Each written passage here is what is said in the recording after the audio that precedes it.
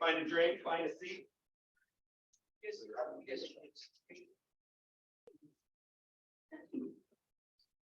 So,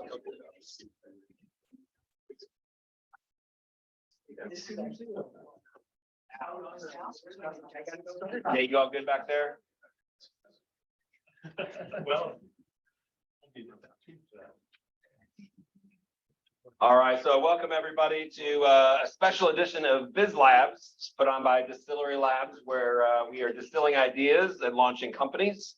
We're not a distillery, but if you'd like to start a distillery, we'll help you start up that business and be happy to do that. Speaking of helping people start new businesses, I want to say real quickly, next Thursday in the same bat time, same bat station, we're going to be here helping people for free mentoring. If you have a business, you want to help get it going, get it started, come here next Thursday, tell your friends, come in here. Again, need help starting your business, we'll have mentors here helping you, mentoring you with your new business. So next Thursday, 6 to 8 p.m., same time, same place.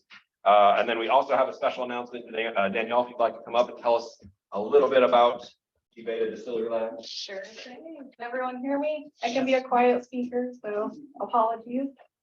We just wrapped our fall 2022 cohort. We had 5 amazing startups go through. They just wrapped Investor Swarm, and we'll have our applications kicking off shortly for our spring 2023 cohort. So if you are a startup or know of a startup, feel free to apply. We would love to see you. So free mentoring, and then if you would like to, if you do apply, that is a free 7-week accelerator. Free, no cost to you. No, what's the word I'm looking for? Just slipped my mind. no equity. Thank you, Yeah. thank you. No equity, so it's a bit unusual. Great opportunity. 7 weeks. So applications are going to be starting very soon. And then the third and final announcement we'll have before Aaron gets going is here. We have brand new swag. So you may have seen these QR codes around. If you'd like to be entered into a drawing for a free, thank you very much, right there. QR code. Go ahead and scan that, and that'll get you entered into the drawing. And then we'll do the drawing at the end of Aaron's session. Andrew Newey, want to be able to give a quick shout out to him. He is moderating our virtual session right now. Thank you to him. Thank you to Nate for running video and helping out here. And then of course, Danielle for helping tell everybody about G-Beta Distillery Labs. All right, you guys ready to get hear that from Aaron? How to innovate, here we go, let's do it. It will be good as we go on. We're going to have some activities, so it'll be good if you find groups. We're going to probably have 3 or 4 groups that wherever you're around, you're standing, you might want to find a table, and we'll do some activities here. Again, my name is Aaron. I work at Natural Fiber Welding startup here in Peoria. That's no longer a small startup. Now we're pushing 300 people, 5 locations shortly. I used to just introduce myself as an engineer. I guess now I can say I'm an inventor after Luke and I, founder and I, shared the Innovator of the Award or Invention of the Award, Innovator of the Year, Inventor of the Year award this year. So that now I can say I'm an inventor. I often thought that it was impossible to kind of distill what the inventor mindset was into steps. Seems like counterintuitive that inventors are just these off the wall free thinkers. There's no rhyme or reason to what they come up with. And as I mentor people at work, I realized, no, there actually is a rhyme and reason to it. There's steps that people can go through, even if you're not naturally creative, to become idea generators. I'm not a natural planner, although if you hold the gun to my head, I can put together a Gantt chart if we had enough time. So not everybody's going to come up with ideas at the same rate, but given a decent methodology, I think most of us could come up with new inventions. Inventions are born of necessity, typically a new necessity. So at Natural Fiber Welding, we invent new things because we said, what if we restricted ourselves to only petrochemical-free materials, only natural materials, only plant-based materials? If we create that necessity, that constraint space, now I have to invent within a new space. If you don't have a new constraint, believe it or not, you can't invent. Right? Think about that. If you don't have a constraint, you're just going to keep doing what's always been done. So you have to create a new constraint the new constraint, the new necessity that creates the impetus to invent something new. So tonight we're going to go through an activity that I think will be helpful in demonstrating the various stages of invention. If you or you know people who went through Six Sigma training, I had to go through Six Sigma training at Caterpillar. Those trainings typically focus on just the last two stages. There's 2 or 3 stages depending on how you break up before that, and they'll just say brainstorm.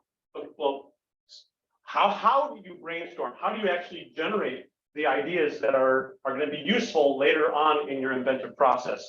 So I'm going to spend most of our time this evening actually going through what you wouldn't get in a Six Sigma class, which is how do you actually generate useful, new, inventive ideas? And we're going to do this through an activity, as I said. The activity is, let me describe it this way. Imagine yourself a new chef at a sandwich shop, a restaurant, sandwich shop, okay? And now I have to create a necessity. The necessity is this. You are required to come up with 3 sandwiches that don't exist at any other sandwich shop in the entire region. I won't say the United States because you maybe don't know what's all in the United States, but here's your constraint. 3 sandwiches that don't exist within your region. Okay? So there's your constraint space. I've just created a new necessity. Now, how are we going to do this? I'm going to go through, there's going to be 4 stages. I'll give you a preview of what all 4 stages are. Stage 1, expand the experimental space. Push your boundaries out. Find it, discover what your entire experimental space is. Number 2, populate that entire space, if possible, as randomly as possible. Understand what's in your entire experimental space. 3, refine around that experimental space using 1 or 2 proxy tests at most. You cannot fail fast and fail often, which is the title of this, if you try to test everything at every stage. You have to pick which is the most likely thing to fail and test rapidly against that. So I'll give you an example. I work, my primary job is a formulator. I do rubber compounding. I was doing rubber compounding today.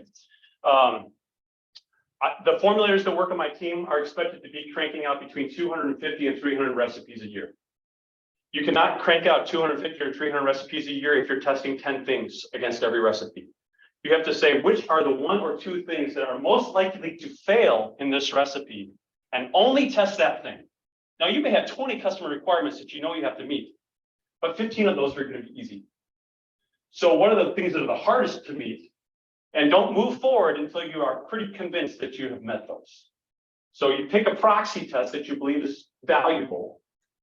And so for our sandwich example, our proxy test is going to be quite simple. Do you think it's going to taste good? There are going to be other proxies that you might add later on, which is a proxy for what's the shelf life, what's the texture, does the texture work in all seasons, on all types of breads that you might choose, or all variations of the sandwich. There might be other tests that you have to run against, and you develop proxy tests for those.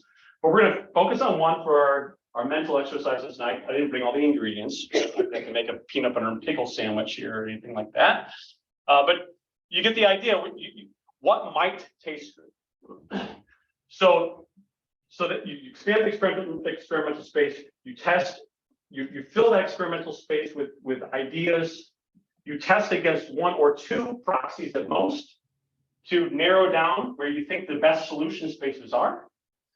And then after you've kind of narrowed down where the solution space is, this is where you get to your traditional tools, which is optimization, picking the right ratios of things. And then the final stage is robust design. And we'll go through all of these as we go along. But I think it will be too overwhelming to try to explain them all now. We'll do them as we go through the evening. Does that sound like a plan? All right. So break up into 3 or 4 groups. Find pockets. I see a pocket here. There's a table here. There's a table back there. Those who are back there in the couches might be in a group. Aaron's going to give you pieces of paper.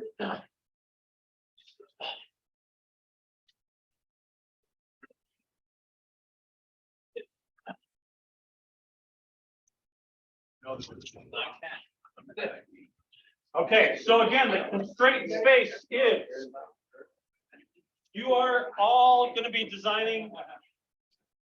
We're all going to be designing these sandwiches. But here is our experimental space. I'm going to do it as a big floppy experimental space. And in order to invent, you really have to find the intersection between things that haven't been intersected before, right? Most inventions are not a brand new, categorically new thing. That happens occasionally. But most inventions are combining things that haven't been ever combined before. For example, I mentioned I'm a formulator. I'm looking at food, ingredients, and cosmetics to mix into rubber. Food and cosmetics are places that there's a rich plethora of natural ingredients that typically have not been added to rubber compounds. So I go to food and cosmetics for my inspiration. For tonight's work, this is what I'd like to do. I'd like to have one group focus in on the peanut butter and question marks space. Okay. You guys, everything that you know has been combined with peanut butter. Everything that you know has maybe been combined with peanut butter. And doesn't have to be a sandwich, it could be your Reese's Pieces. Maybe that makes a good sandwich. Okay. Everything that combines with peanut butter, that's your sandwich space. Does sandwich have to have bread? Doesn't have to have bread, could be pita, could be lettuce wrap, but I don't know, peanut butter and lettuce wrap might be a little weird. But I won't count it out. Group 2, your group 2, all hot sandwiches, including burgers and wraps and hot sandwich. It could be the melts at Subway, all right? Hot sandwiches. And what I want you to be doing with these groups is imagine everything that you have seen in this space, everything that you've already seen combined, because again, the constraint space, we're gonna have to start intersecting some of these to find things that have never been combined before. Okay, but first we have to find what is known in the art, what's known in the space. Third group, all cold meat-based sandwiches, cold cuts, hams, rye, Swiss, all of those cold sandwiches could be what you have at Subway.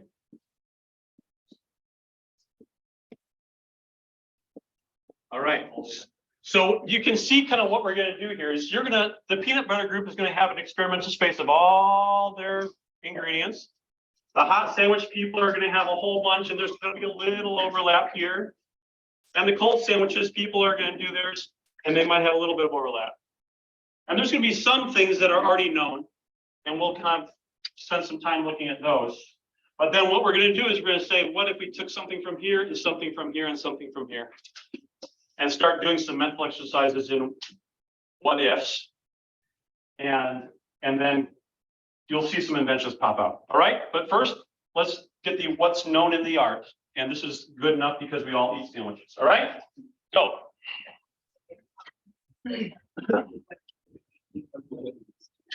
Got started there. It's out of all time.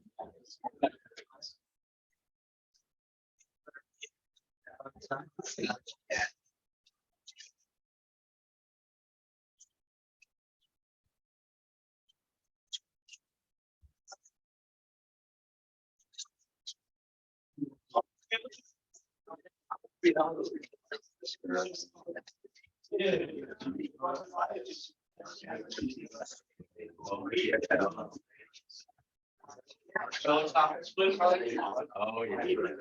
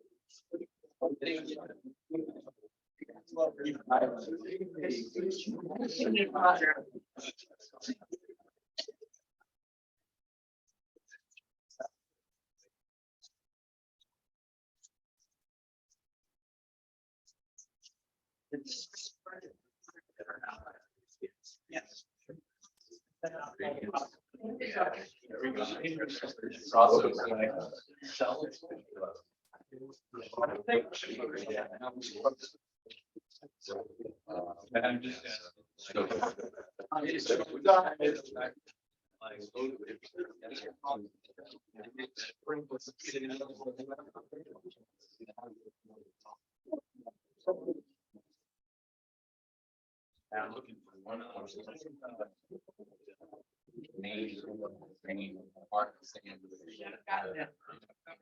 I was wondering, because there's one I think.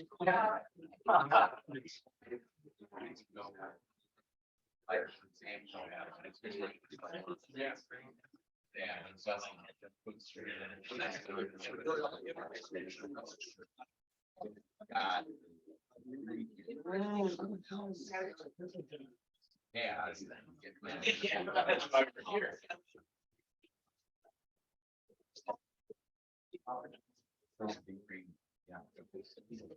The sandwich. We are just breaking.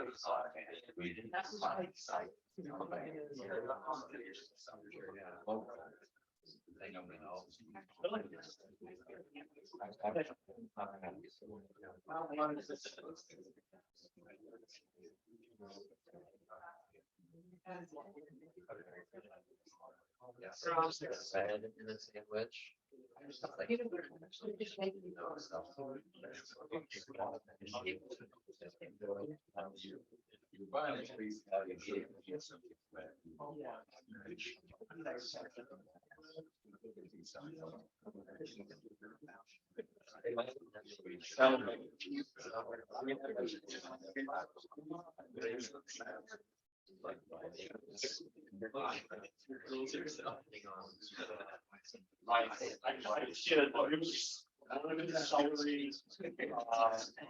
Paper like product that substitute. Sandwich on sticks.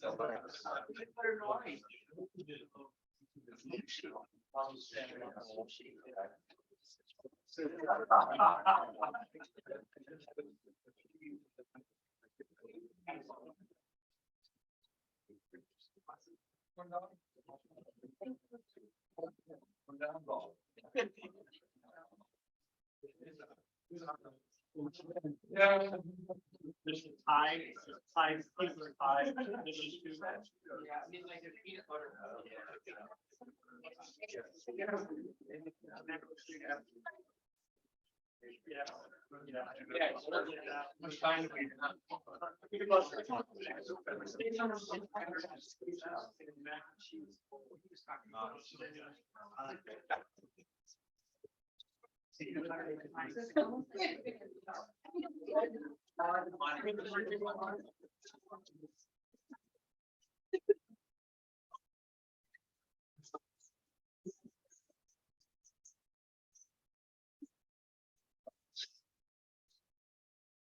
And then the sandwiching thing. So Okay, you guys are, good list. Keep going so you didn't teeter it out. This is good, this is good. So if you were in a traditional brainstorming session, trying to generate ideas, this is typically where it would end. I've been in many brainstorming sessions, it's a, get around a table, write down a whiteboard, then you stop. That's not invention. You haven't combined anything yet. So real invention happens through the intersections. And so we are going to try to do some intersectional thought here. My wife and I have mentioned many times that we eat better than most times in history. We have so many opportunities to buy different types of barbecue sauce. You know, when I was growing up, we had open pit, and it was one option, and it wasn't all that good. It was very runny. And now you have a whole row. It's like way too much to pick barbecue sauce. But like, we live in a time when people have combined flavors, and we eat wonderfully because people have figured out how to combine flavors. I was in Chicago at O'Hare, and they had all different sizes of bags of cheddar cheese and caramel popcorn. You know, when I was young, we didn't have caramel and cheddar cheese combined, but someone figured out that those two flavors are awesome together. And it's wonderful, right? Cheddar cheese, pineapple, and ham on a pizza. It was either pepperoni or sausage. Maybe they'd throw some Canadian bacon ham on that, but no one thought to put a pineapple with ham. Who knew? It's awesome, right? It's the intersection of things that you didn't think were going to be combined. A little bit of a spicy and a little bit of a sweet. A thing with tomato. It was unexpected. So our goal tonight is to find these intersections. And I know we don't have all the flavors here. We didn't hit Hy-Vee before we came. But we're going to do some mental exercises, and you'll know right away if it's a loser. Sushi and peanut butter? No. But we will find, I believe, because you'll find some analogies. Oh, yeah, that flavor does maybe go with that other thing. So real quick, I'm not going to write them up here. Run down your list. Try to listen, folks. Go quick your list. We have peanut butter and jelly preserves, marshmallow fluff, bananas, maybe some other fruits, pretzels, chocolate, you can fry it, peanut butter and butter, honey, bacon, ice cream, pizza, caramel, waffles, pancakes, French toast, with a hamburger, celery, and if you're daring, raisins, sushi, rice, a cookie or wafer, as a sauce on Asian cuisine, crackers. Okay, for those of you who are listening, what are some of those that are less common, but you think could probably go with some of the other things on the list? We're not going to take them all down. What did you hear? I heard bacon for sure. Bacon goes better with everything. Raisins. Raisins. Raisins. I think maybe have some legs. What else? Cheeseburgers. Okay. Not top of my list. Okay, what else? I heard waffles. Okay, waffles and chicken, another thing that who knew, right? Waffles. Okay. Anything else that I didn't think of that maybe has legs with combined with some of this other stuff? Marshmallow fluff. Yeah. And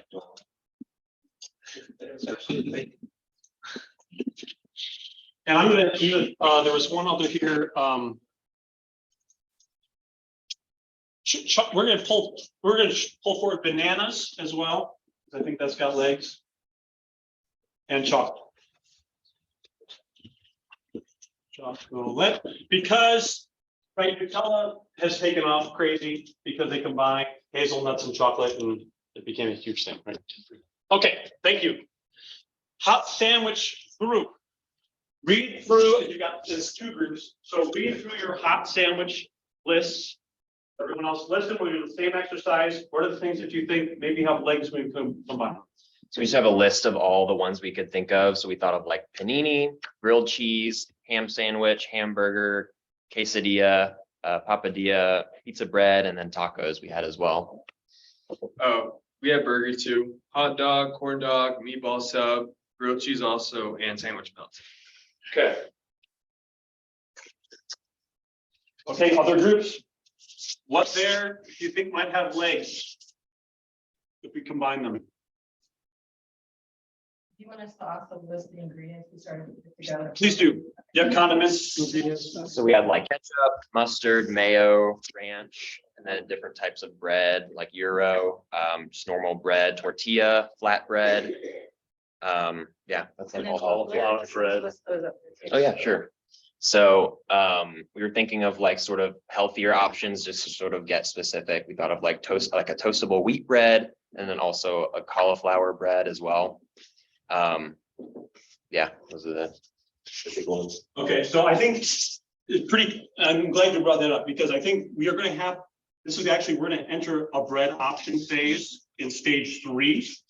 Again, when you're doing invention, you have to pick a decent proxy. So we might not know until we're done whether it should go on rye or pumpernickel or a pita or a lettuce wrap. We may not know that early on.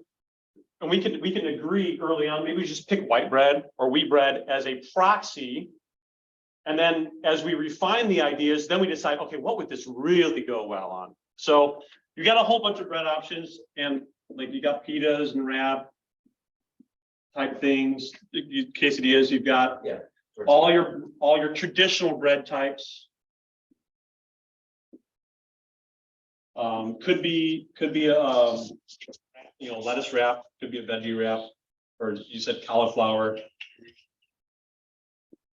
Use waffles as a bread.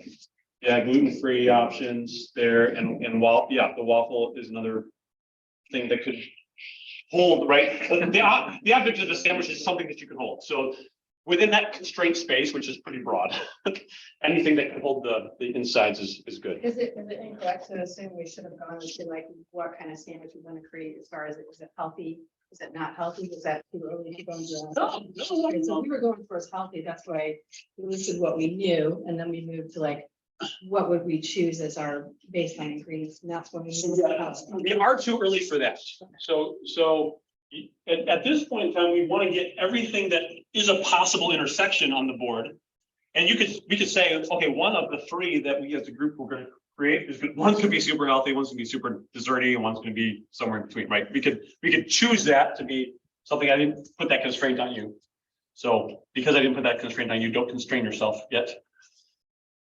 Okay, but other ingredients, please, one more time. Sure. Like condiments, we had ketchup, mustard, mayo, and ranch. Yeah. And then hot sandwich types of panini. Oh, yeah, grilled cheese, ham sandwich, hamburger, quesadilla, papadilla, pizza bread, taco. I think the taco type, because we now have fish tacos, and taco, that type, and okay, burgers obviously on here somewhere. We also had corn dog, which would be anything on a stick. Okay, that's an option here on the stick. But is that considered a sandwich? Because I don't know, that's getting straight. That's like. Steak berry.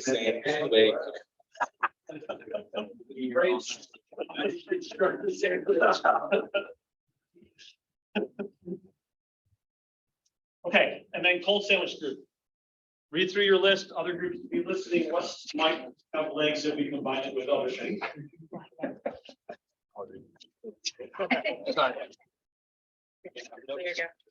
All right, yeah, so we just started off hot with a bunch of ingredients. So I'll go turkey, ham, sprouts, I guess Brussels sprouts and other kinds of sprouts, tomato, lettuce, cheese, roast beef, mustard, mayo, ketchup, bell peppers, pickles, olives, cucumbers, onions, salami, ice cream, pastrami, sopressata, chicken salad. Did I say sopressata? Yeah. Chicken salad, crab, lobster roll, pepperoncinis, pepperonis, microgreens, jelly, honey, kimchi, sauerkraut, sushi, tofu, sardines, marshmallow fluff, that's coming back in, garlic aioli, mac and cheese, cold mac and cheese, bacon, shrimp. Yeah. Yeah, because it's very complex flavor, I think it has legs. What else do they say that should be on the list of potential intersections? I got a whole category, you had a whole bunch of cold cuts. Oh, yeah, and the greens, the greens, what? Like chicken salad, just lobster. Oh, yeah. But yeah, the greens are. Greens, yeah, so. Sprouts. Spinach, yeah. Yeah. Yeah. Tuna / chicken salad.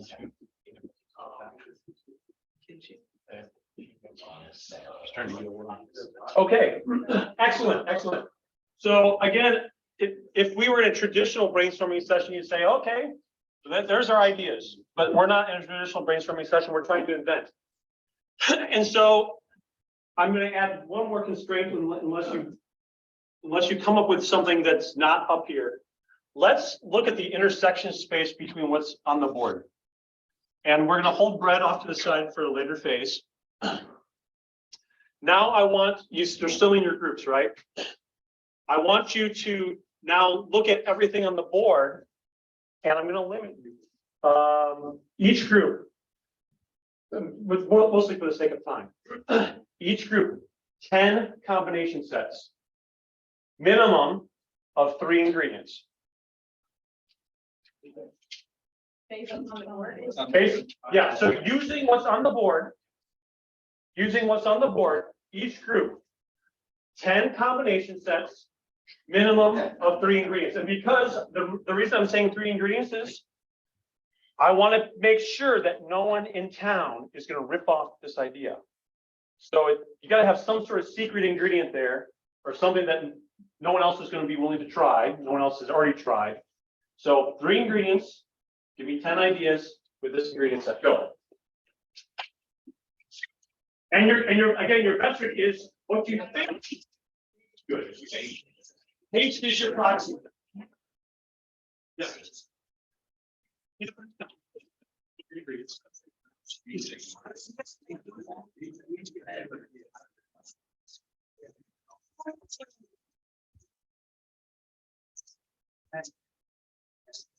It doesn't have to be one from each group. You can pick 2 from here and 1 from here. You have to have some kind of some sort of product. They don't have to be one from each group.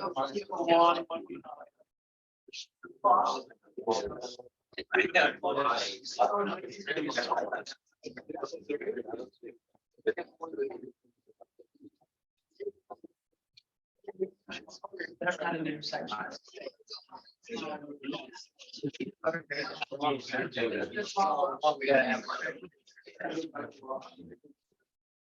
Big things, right? Like it has to be.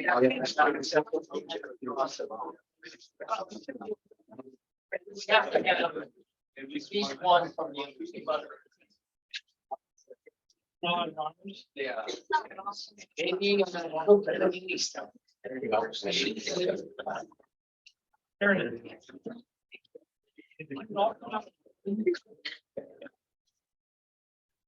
You find a combination of raisins and bacon.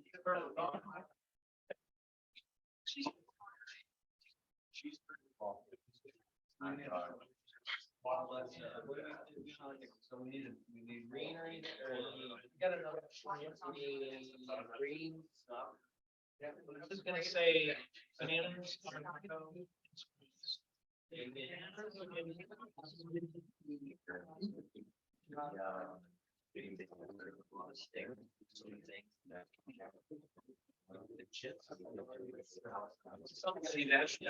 That's the right. Because then it's getting too rich.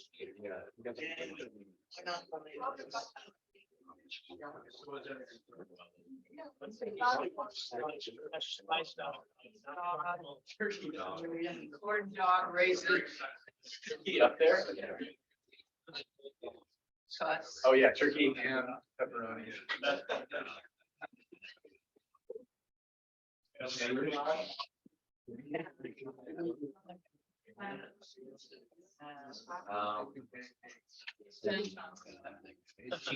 taco.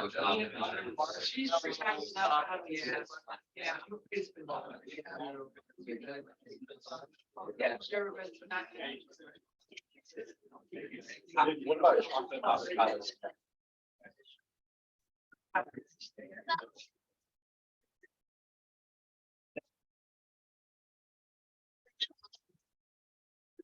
Eating bacon and what else? And ham. Oh, that's Yeah.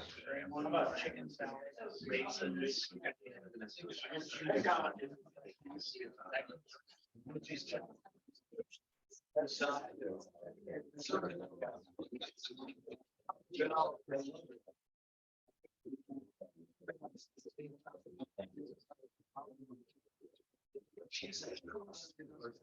Maybe like upgrade to that marshmallow. Yeah. But I'm trying to bring in any of the other ones. So it'd be like to go over the Is anything on the other side? No. It's hard to go.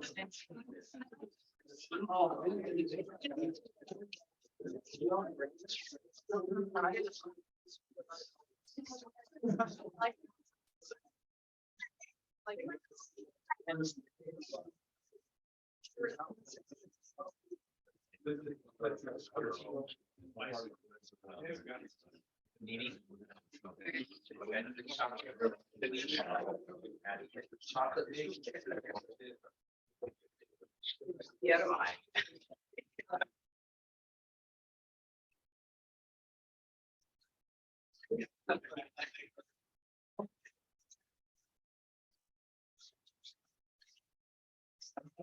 Oh, yes. You need to roll less.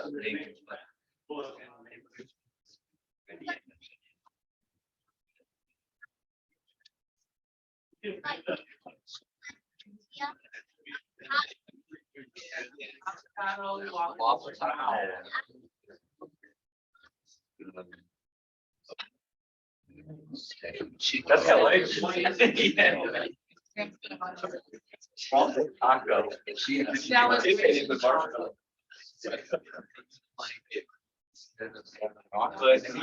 chocolate bananas. That's always. You gotta do something chocolate bananas.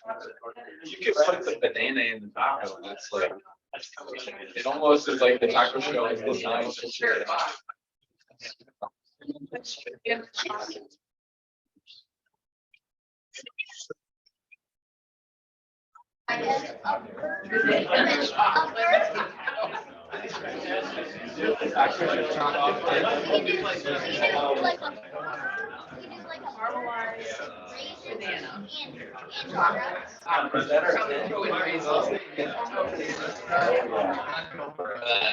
Chocolate dip avocado.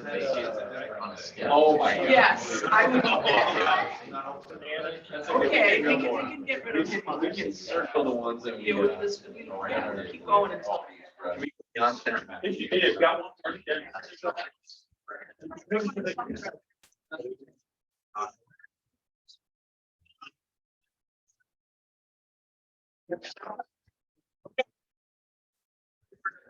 Let's regroup. So why did I say 10? This is something I tell my guys at work, guys and gals. Force yourself to come up. If I told you 3, you could come up with 3 pretty fast. By telling you 10, you had to stretch. You had to push the boundaries.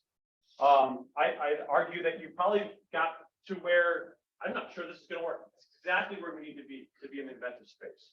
You have to be beyond what's obvious. So if I had said 3, you would have had 3, and literally we would have wasted our time because it would be so obvious that anyone else would do it. By forcing you to get to 10, I forced you to put together combinations that you didn't immediately think of. Okay, that's why 10. Combos of 2 plus 1. So I said minimum of 3. It could have been 4, could have been 5 ingredients if you needed lettuce to wrap it up.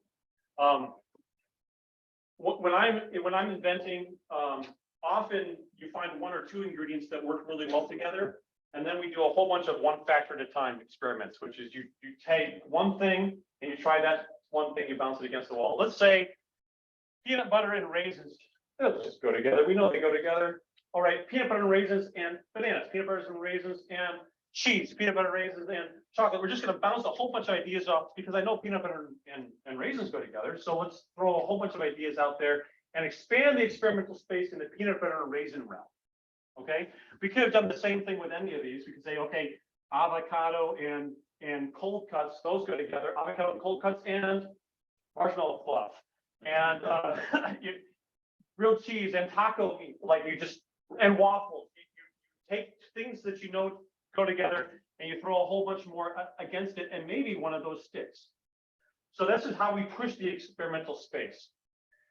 If I don't, I drew this like it's a fuzzy boundary and there's actually a boundary there. Maybe there's a huge lump over here where I combine peanut butter and raisins. So it's a whole unexplored discovery space around peanut butter and raisins. And that's what we want to discover, is where there's a whole lot of space that other people haven't tapped into. And then that's how you do this. You use one factor at a time, you find a combo, and then you push the edges. So now we've explored we pushed the boundaries of their experimental space. We've kind of filled in the experimental space. And now this last exercise that we did is we've populated the experimental space. Many of these are going to taste terrible, and they should. If we are failing fast and failing often, if we're doing our job, we should be failing most of the time. There's a reason that I have tried 506 shoe sole compounds. It's because 500 of them don't work at all, or they don't work as well as they should. If you're not trying, you're not learning where the discovery space it should be. So I thought, how many times have you failed this? How many times have you tried something that didn't work? If you're not out there trying, you're not doing your job. That's what I tell my team. So I'm glad you all did your job. You were trying. You came up with some new space. And so now what we want to do is find where we think some sweet spots are in this discovery space. So hopefully, by having you all work at this, we have populated this entire space. But of course, not all of them are good solutions. There are going to be some losers. Okay. So now I'm going to have each group, I want you to read your list, but more slowly. And the rest of all of us are going to be listening carefully. And I want you to pick out maybe one, maybe two that you think, okay, that is a pretty good idea. And so as a group in aggregate, we're going to try to narrow it down to a couple of spaces where we think, there's something there. And maybe if it shows up on multiple lists, that's a good example that, okay, there's probably something there. And then when we get that, and the next stage is we're going to expand that little boundary area. Okay, so we're going to go around, read your list more slowly, because everyone needs to do this mental exercise because we're actually tasting them of, okay, with those things put together. And you're listening for one or two, maybe three that are going to go to the next level. Okay, go ahead. Peanut butter, bacon, waffle, panini. Burger, cheese, waffle. Bananas, avocado, sprouts. Turkey, corn dog, raisins. Peanut butter, marshmallow, taco. Chicken salad, raisins, sprouts. Panini, burger, pepperoni, cheese. Chocolate, bacon, cheeseburger. Avocado, waffle, taco. Caramelized banana, chocolate, taco. Chocolate dipped, avocado, bacon, stick. Okay. I feel like I just played the occupation game with my family. I'm trying to remember all these. I wish I had something to write them down on as we went along. You have them written down. Do we need to pass that post notes so you can jot it down when you do you need to read it again? It would help. Okay, let's get these to the room. Grab a pen, pencil real quick. Because that was a mental gymnastics thing that I couldn't pull off.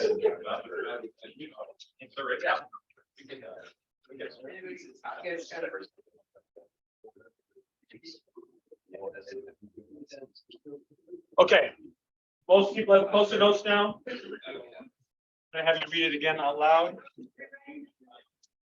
Yeah, what you like, and if you'll do us a favor, just number one. Got it. And then we'll write down which numbers you like. Okay, so I'm trying to get numbers here. Okay. Okay. Got it. Number one, peanut butter, bacon, waffle, panini. I heard that no, but. Number 2, burger, cheese, waffle. 3, bananas, avocado, sprouts. Number 4, turkey, corn dog, raisins. Number 5, peanut butter, marshmallow, taco. Number 6, chicken salad, raisins, sprouts. Number 7, panini, burger, pepperoni, cheese. Number 8, chocolate, bacon, cheeseburger. Number 9, avocado, waffle, taco. Number 10, caramelized banana, chocolate, taco. And for good measure, number 11, chocolate dipped avocado, bacon on a stick. Okay. Also, you wrote down 1 or 2, or maybe at the most 3 numbers. We're gonna do a quick tally here. Number, what? Are we voting? Yeah, I'm just gonna write down which of those got legs, all right? Number 1 for that list. Yeah. 3 people, okay, 2. 1, 2, 7. 4, 3. Yeah. Right here. Okay, 2. Number 4 on their list? I didn't think that, Joe, no. Oh, you didn't take it to a number? What'd you like? Oh, We'll get there. Not very- okay, next time you know what we're doing next time, all right? Okay, 5. Couple people on number 5. Number 6. 1, 2, 3, 4. I got that 5, 6. I got that done too. 7. 2, 3, 4, 5, 6, 7, 8. Hey, we have some winners coming out. 8. 5, 9. No one like that. 10. 4. 11. 6, 7, 8. All right, very good. So we're going to pull forward 6, 7, and 11 from that group. Now you know what we're going to do with the next group. So if you haven't numbered it yet, please number it. I know this stack table hasn't numbered. So same exercise. You're going to read it slowly. The rest of us are going to write down which numbers we think have legs. Try to eliminate 3 that you think are good. Okay? All right, number 1, bacon, avocado, grilled cheese. Number 2, marshmallow, raisins, and peanut butter. Number 3, peanut butter, bacon, waffles. Number 4, chocolate, avocado, waffle. Number 5, chocolate, cheese, cold cut. Number 6, waffles, chocolate, raisins, and bacon. 7, sprouts, grilled cheese, banana. Number 8, sprouts, taco, cheese. Number 9, peanut butter, banana, burger. And then number 10, avocado, bacon, sardines. And sardines. All right. And the bacon.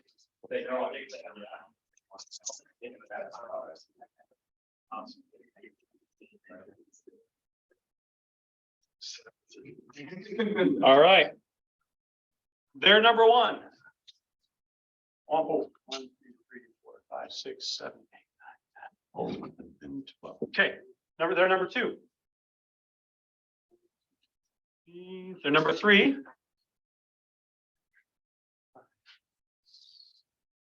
They're number four. Nope. 5.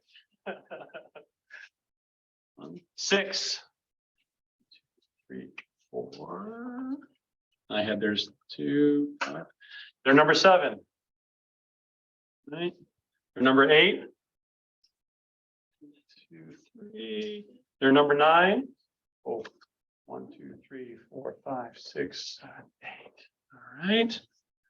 And then number 10. All right. So they've got a couple of winning combinations too, 3 from that group. And then the hot sandwich. Now you guys like half and half. All right. So can you do 1, 2, 3, 4, 5? You can do 6, 7, 8, 9, 10. Yeah. Okay. So the first one we got was waffle, marshmallow fluff, and banana. Number 2 was waffles, burger, and cheese. Number 3 was cauliflower bread, bananas, and burger patty. Number 4 was cauliflower bread, grilled chicken, cheese, and lettuce. And then number 5, we had pizza, taco, and then the meat actually inside as well. For number 6, we got bacon, marshmallow fluff, peanut butter. Number 7, bacon, hot dog, Gouda on a stick. 8, chicken, chocolate, banana. 9, bacon, pancakes, lettuce wrap. 10, lettuce, grilled cheese, taco meat, and tortilla. Okay. That group, same exercise for their number 1. 2. For their number 3. 7. Number 4.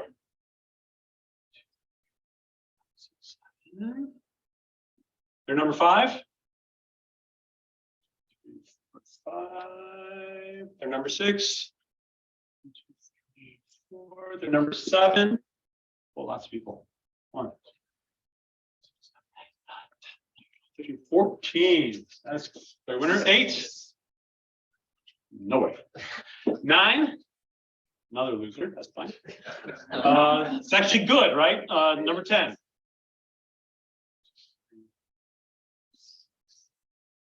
All right. We're going to pull forward these. Okay.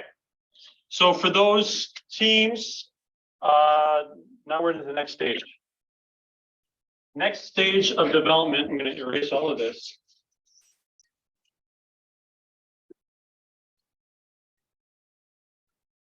Okay.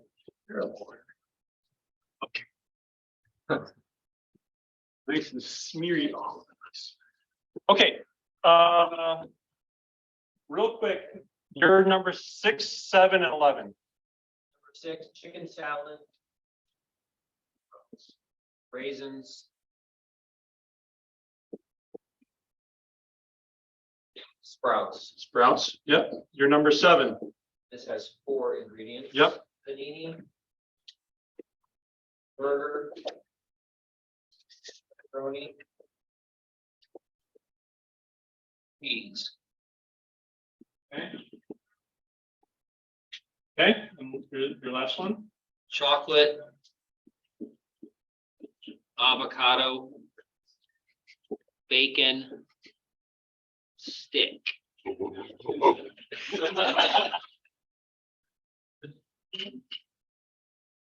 I'd love to see how you do that. Your group, what was your number 1, 3, and 9? 1 was bacon, avocado, grilled cheese.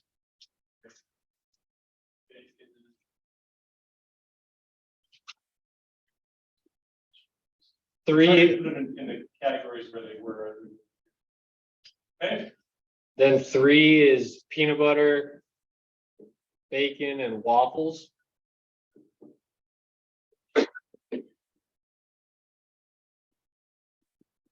which I've actually had this really good. Okay. Last one is at 9. Uh-huh. Peanut butter, banana burger.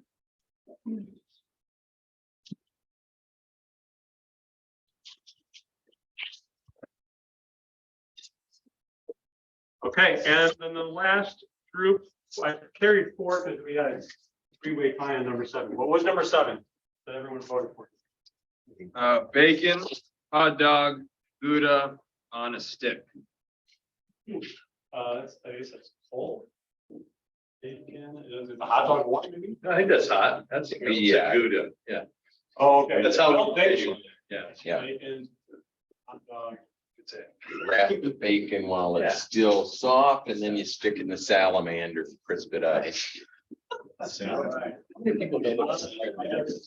I'm just saying, I'm supposed to be. Okay, that's number 7. Yeah, that's number 7. And you guys had number 10 too. Lettuce, grilled cheese, taco meat, tortilla. So. I guess grilled cheese up there too. Sorry. Grilled cheese. And taco meat. Yeah. Okay, and then numbers 3 and 4. 3 was cauliflower bread, bananas, and a burger patty. So hot burger, man. Sure, yeah, we can go with that. On a stick. Burger patty on the stick.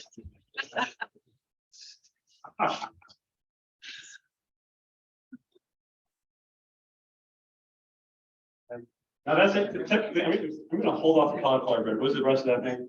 Bananas Okay. and burger patty On a stick. on a stick. All right, on a stick.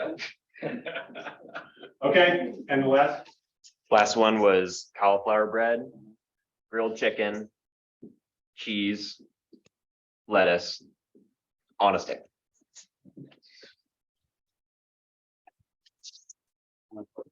so the reason I didn't put the cauliflower bread, and that's fine, but at this stage, the goal would be to still be working within our proxy. And so, and maybe it best goes on cauliflower bread. I wouldn't say that we know that yet. So there's some clear themes here. We're gonna certainly be exploring. Yes, sticks for sure. I see some themes. Grilled cheese shows up a number of times. Yeah, burgers are gonna show up a couple of times here. Bacon shows up a lot. Yeah, I'm thinking. Avocado. Yes. Okay, so at this stage, if you were in my lab, what I would tell you to do is get out there and make them. And make them with our proxy. So we're gonna use white wheat bread or whatever our proxy is. And you're gonna make these. This is not too big of an experimental set, right? You're gonna make all of these. You're gonna taste them. You're gonna see what passes muster. And at this point in time, because we don't actually have the ingredients, we're not gonna be able to say what passes muster or not. But I'd say within the constraint space, which is no other restaurant has it, I would probably I cut this one out because some chicken salads actually do have raisins in them. And I'd probably cut out, well, this one might, I guess that probably doesn't exist. Grilled chicken and cheese, okay. Even on a stick. Doesn't meet my original constraint space. This one, borderline. I mean, a lot of us grew up with the hot dogs on a blanket. Even putting it on a stick. Borderline acceptable from the original constraint space, because I probably could find another place that does that. The grilled cheese avocado bacon, I feel like is something like that at Panera. Is that total ripoff? Okay, that's. All right, I mean, popular, yes, because you could all imagine it, which is fine, but it doesn't meet the original inventive design, which is, I can't find this anywhere in the area. So now I've narrowed it down a little bit just through working within the constraint space that I originally set, and now we're gonna go hit the lab and we're gonna try them all. So this is where it gets interesting. And typically this is where I would encourage the folks on my team to spend a fair amount of time iterating. So you do your stretching of the initial experimental space. Let's say that's 30% of the work. And then you start iterating within where you think there's some sweet spots. There's a sweet spot here with bacon and paninis and maybe not on a stick because we're doing it on white bread. And you explore that experimental space. And then you typically discover that something's missing. It was the fourth ingredient. Something wasn't there. And these just need chili pepper. They need green onions or something. You find something that's missing when you work in that space. And you, because you're working on the smaller cubicle, you find out what's missing in that space, right? So that's where we typically spend about another 30% of our time, is really exploring the hot sandwich space and adding certain ingredients and taking certain ingredients out and finding where we think the sweet spot is. Okay, so third of your time up front pushing the boundaries. We did a lot of time with that. This is where in traditional Six Sigma setting, this would be like the explore phase. You kind of figured out what your boundary space is, and now you're just kind of flushing out that space. And that's fine. When you need to spend a fair amount of time doing that, you do the same thing here. After you've done that, now you've identified, I'm sure that, for example, peanut butter and bacon and waffles, that's a winning combination. Maybe it needs some maple syrup on there.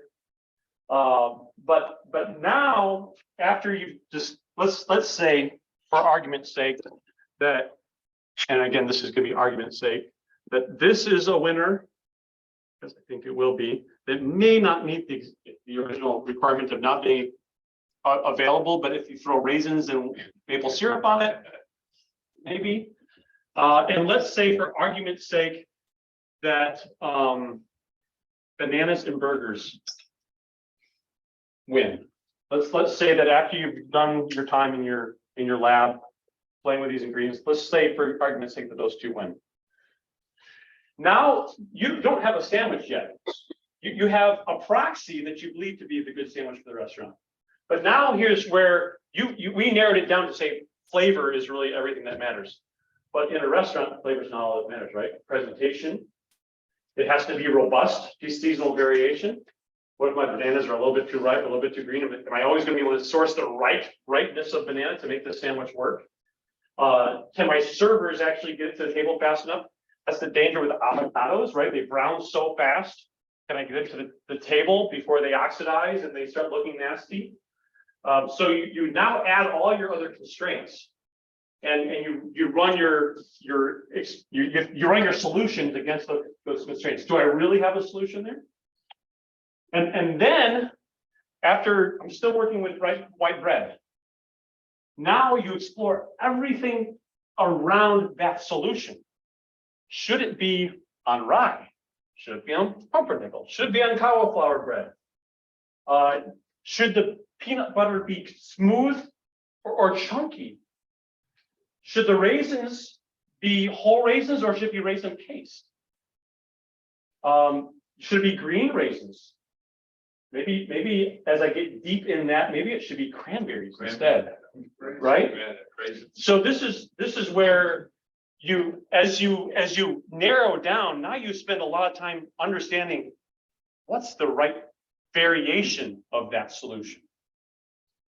Now you have finally gotten to the end of your inventive process, because you don't know at this stage what the final solution is until you've run it against all these other iterations down here. So I'm going to pick on this gentleman. Greg. I knew you, Greg. I just didn't want to say it wrong. Greg's an architect, and Greg came to me at church and said, coming up with office ideas, and he said, sometimes we're just not getting creative ideas. And so I went home and started thinking about what would I say to Greg in a session like this with architect and architecture. And I was telling my wife, I love homes. I love old homes. What if you combined cottage style homes, small brick architecture, Hobbit-looking features in a massive office space? What if you combine craftsman style with uber modern? It's the same intersection of things that don't normally go together. We're in a lovely building that's old warehousey with black ceilings, but this space could also look really cool if you had all these elements and then had some really ornate craftsman-esque oak furnishings on the wall. You don't expect them. They surprise you, and they kind of blow your mind because you weren't expecting that there, right? Those are the types of inventive things that hopefully would come out of this type of exercise where you're combining things that don't normally go together. That's where real invention happens. Questions for me? Yeah. How do you?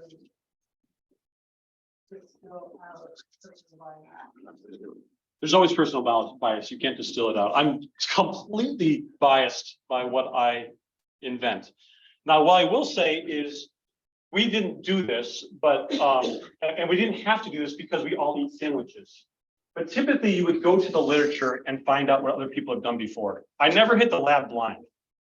I always hit the lab after a patent search, after a prior literature search. I force myself to generate 10 ideas before I go to the lab, but they're all guided by something. So that's one way you would eliminate personal bias, is by looking to other people who've done it before and making sure you're pulling their ideas. When's the best time to capture voice of the customer? Early on.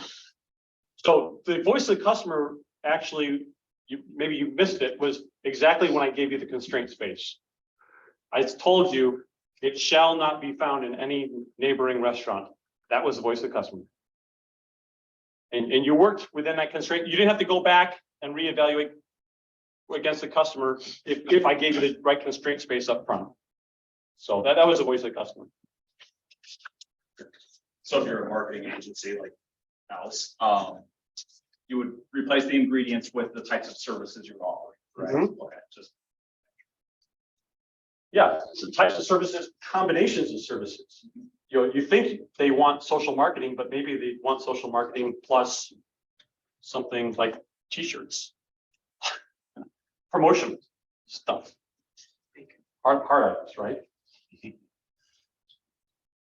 Other questions? And now you can ask me anything about my work. Maybe more so a piece of advice rather than a question. Let's say it takes 500 times to fail before you get the solution, and you are at the 499th try, and just you're done. You're tapped. Yeah. How do you keep going to get to 501? The timing of your question could be better, because I had that moment about 2 hours ago. I was in the lab, and we've been banging our head against the wall, not banging our head against the wall, but we've been iterating very hard in one narrow solution space. And I'm not seeing it. I'm not seeing a solution come out. I don't know how to get there. And so I went to a completely different art area, and I said, I'm going to try, this is working on a cure system. I'm going to try a completely different cure system that I had excluded from consideration because I thought I couldn't work around the constraints in that system. But maybe the constraints in that system are easier to get around than the space that I was banging my head against the wall. And maybe it goes to naught. Maybe we don't do anything with that, but it gives me a mental reprieve to go somewhere else. And maybe I'll come back after 100 iterations on that and say, okay, that's a loser. But I'll come back to it and be wiser after that. But it does happen. Eventually you run out of ideas, and I go somewhere else. Yeah. You create the stuff, or does your brain naturally do something you learned to develop out of necessity as? I think it's both. I think I'm probably naturally creative.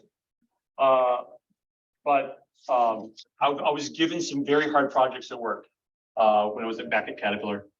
And projects that people had worked on for 3 years before I had gotten there and had not made progress.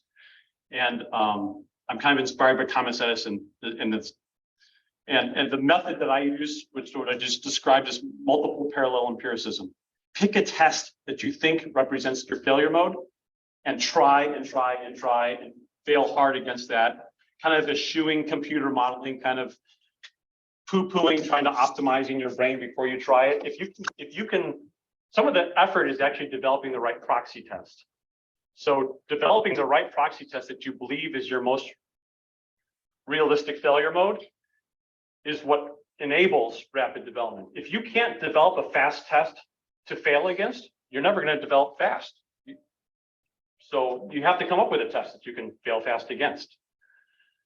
And I think anyone can do that.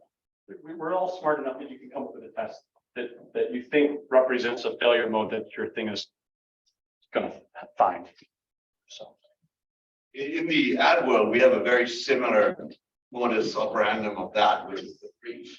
And the brief literally is your commanding, parameters, They say advertising outside of the box, but truly it's within the box because you have to put parameters on creativity to really milk the best creativity.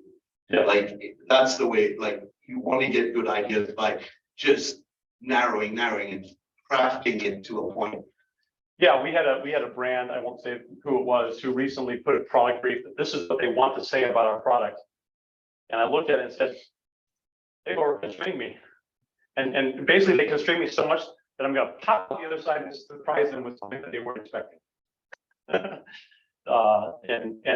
throw that in front of them and say, if this is really what you want, then this is not actually what you want. You actually want this other thing over here that you didn't know you were looking for that I can create in my lab that you weren't asking for. So sometimes being overtrained allows you to jettison the whole constraints that they put on you.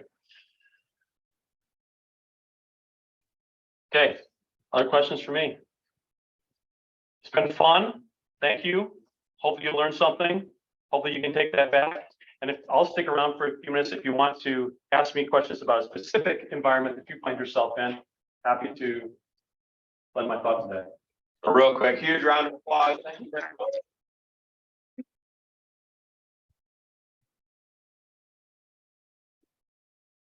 Aaron, thank you so much for taking some time and sharing your years of expertise and wisdom with us. We greatly appreciate you doing this to help the greater Peoria area. We also have, as I mentioned before, the drawing for a Distillery Labs shirt. So take a few more minutes here. The 4 people who have registered so far, great odds to win a shirt. Everybody else ruined their odds. Go ahead and get the QR code and then we'll announce the winner here in a little bit. Thanks again, Aaron. Appreciate it.